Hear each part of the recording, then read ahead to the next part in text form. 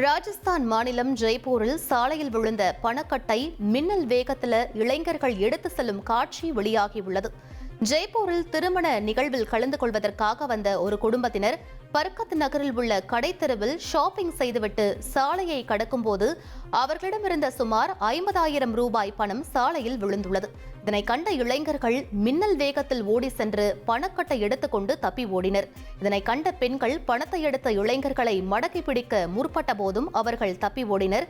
இந்த முழு சம்பவத்தின் காட்சிகளும் அங்கிருந்த சிசிடிவியில் பதிவாகியிருந்த நிலையில் அதன் அடிப்படையில் போலீசார் விசாரணை மேற்கொண்டு வருகின்றனர்.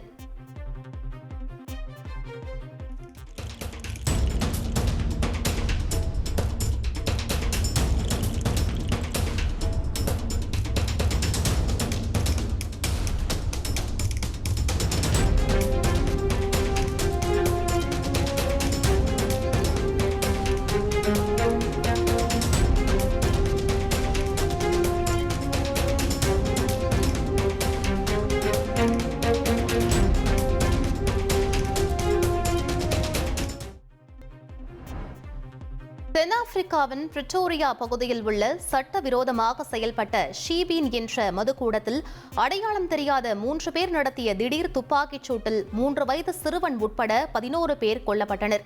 மேலும் 14 பேர் படுகாயமடைந்தனர். பெரும் சோகத்தையும் பரபரப்பையும் ஏற்படுத்திய இந்த சம்பவத்தை அடுத்து சம்பவ இடத்தில் ஆய்வு மேற்கொண்ட போலீசார் தப்பி ஓடிய 3 பேரையும் தேடி வருகின்றனர்.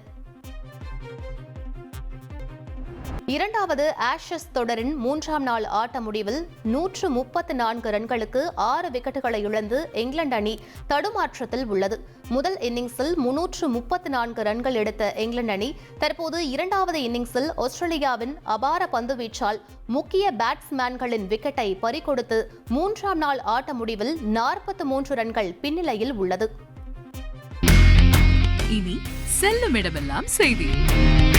தந்தி டிவியின் வாட்ஸ்அப் சேனலை ஃபாலோ பண்ணினா செல்ல இருக்கும் இடமெல்லாம் செய்தி. இதோ QR கோட் இப்பவே ஸ்கேன் பண்ணுங்க, ஃபாலோ பண்ணுங்க.